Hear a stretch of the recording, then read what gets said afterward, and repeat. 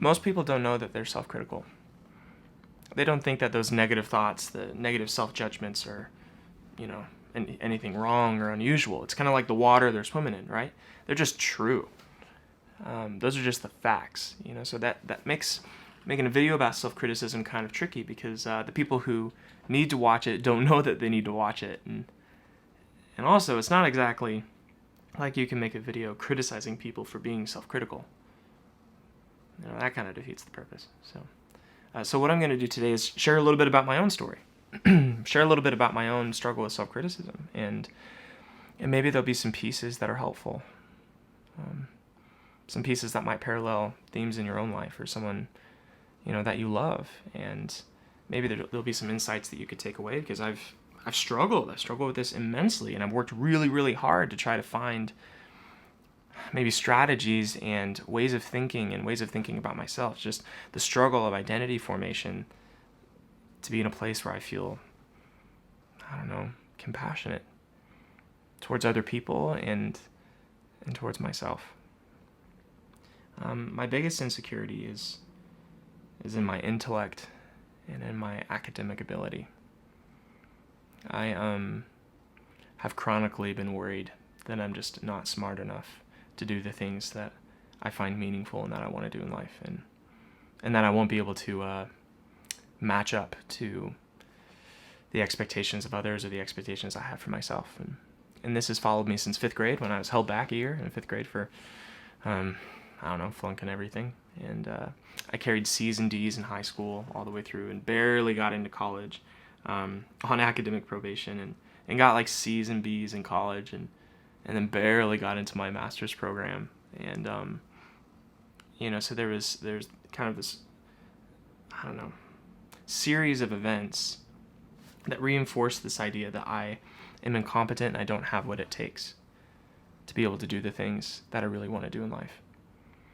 And I remember I was in my master's internship. So part of my master's program is I did an internship for 9 months with an organization that did counseling for mostly foster kids, and I absolutely loved it. And so I remember first day, I was sitting in the meeting with kind of the larger staff, and there's 50 people in the room, and they were introducing the interns, and they asked each of the interns to kind of just say their name and where they're going to school, and their specialty, which is a funny question because interns don't have specialties. They've never counseled before. So everyone was going around, and I'm trying to think what my specialty is, and recognizing the inherent humor in having a specialty as an intern, I wanted to make a joke. Okay, so what's my specialty?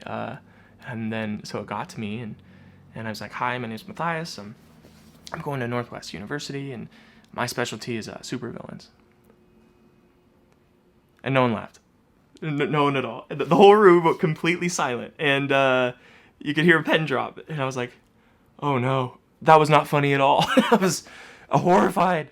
And then the guy introducing the interns was like, all right, next, and moved to the next person. And I was just like, I'm done for.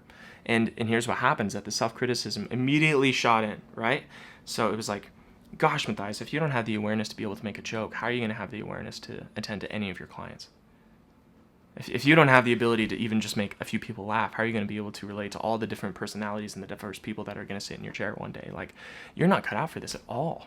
You're not good at this even from the start. How are you ever, and it just kept cascading from there. And here's something good to know, is that self-criticism, the reason it does that, the reason those thoughts just shoot in immediately, is self-criticism is trying to protect you from future shame. Sit with that for a moment. Self-criticism, the reason those criticisms zoom in is because they're trying to protect you from feeling the shame that you're feeling currently again. But it's doing that by just lambasting you. It's pointing out all the negative pieces, maybe in the hopes that you'll, take that feedback and then improve upon it so that you don't do that again.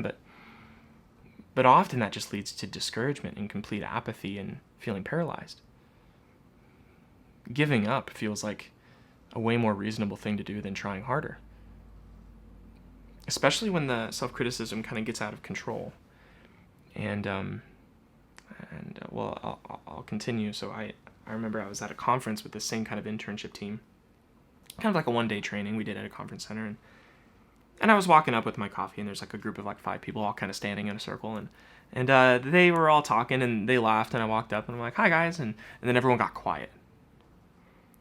I was like, crap. What were they talking about? Were they talking about me? Like, did I walk in and I just killed the vibe, the whole conversation? They don't like me at all, do they? And then the self-criticisms came back. Man, if they don't like me, then my coworkers probably don't like me. And if like my fellow interns and students and coworkers don't like me, none of my clients will like me. Like, and it just kind of starts spreading. And that's also something to know about self-criticism, is that it's contagious. It kind of spreads outside of the situation, and it finds these links that have really no evidence whatsoever, but they kind of read in the intentions of what's happening, and then try to build a safe wall around you so that you won't experience shame, right? But out of faulty assumptions. Because the reality is, like, I don't know what they were laughing about.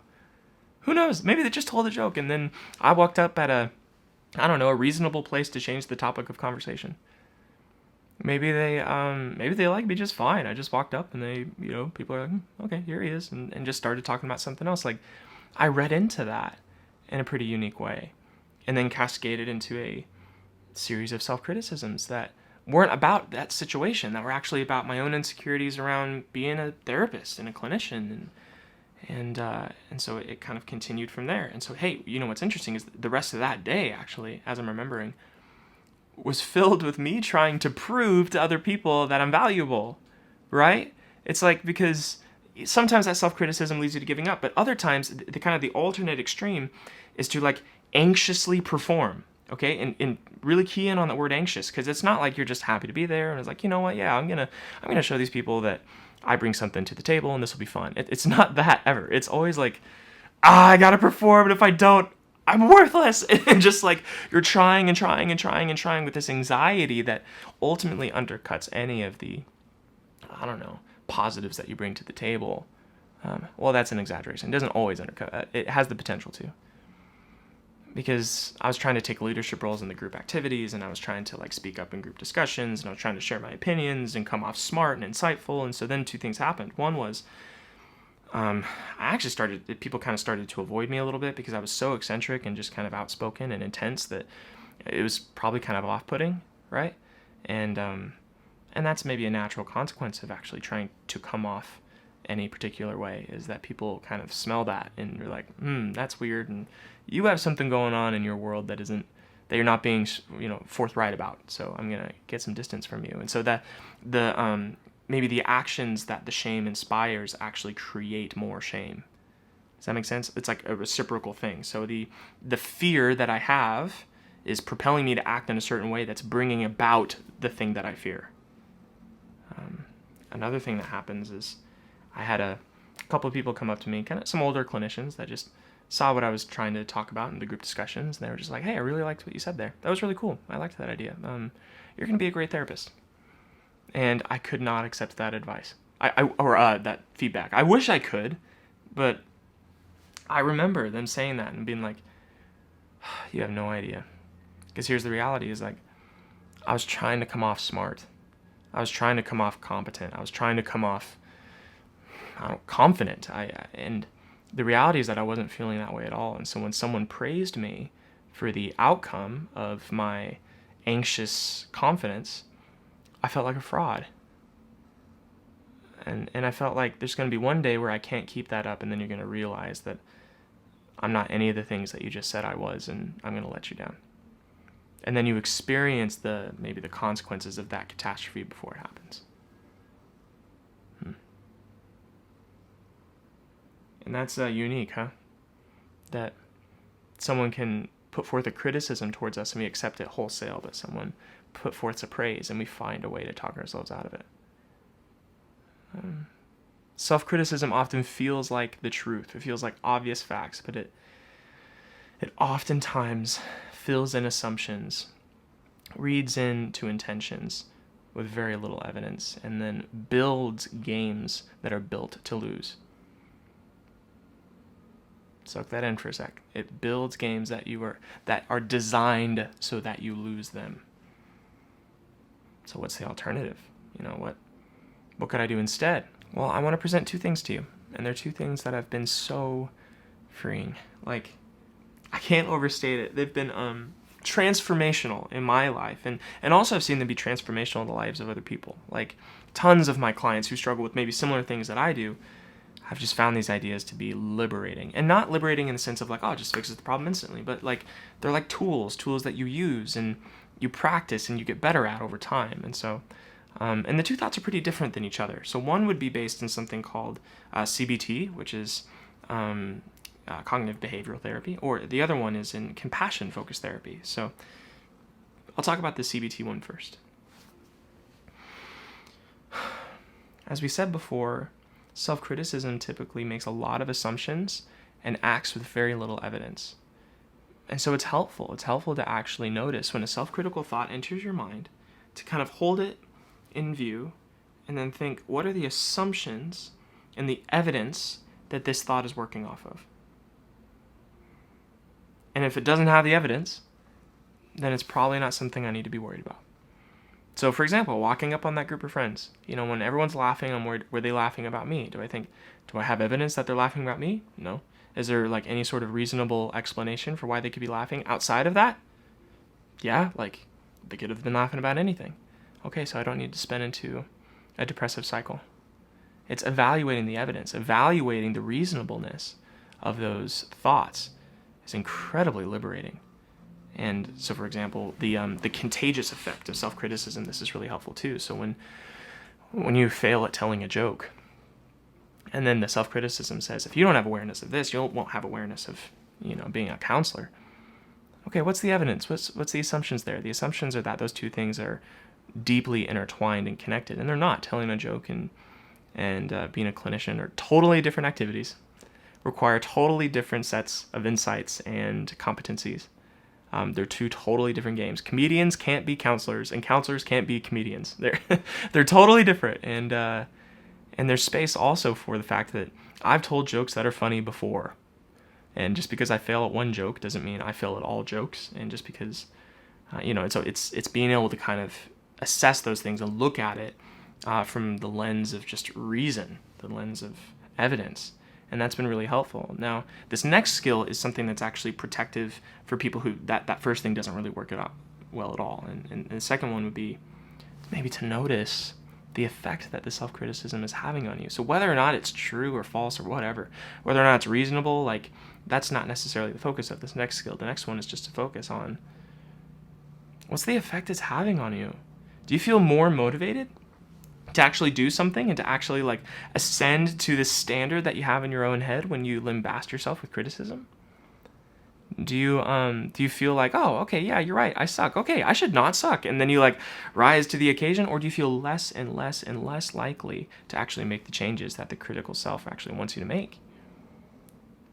Do you feel more deflated or more inflated with that self-criticism? Notice that. My guess is deflated.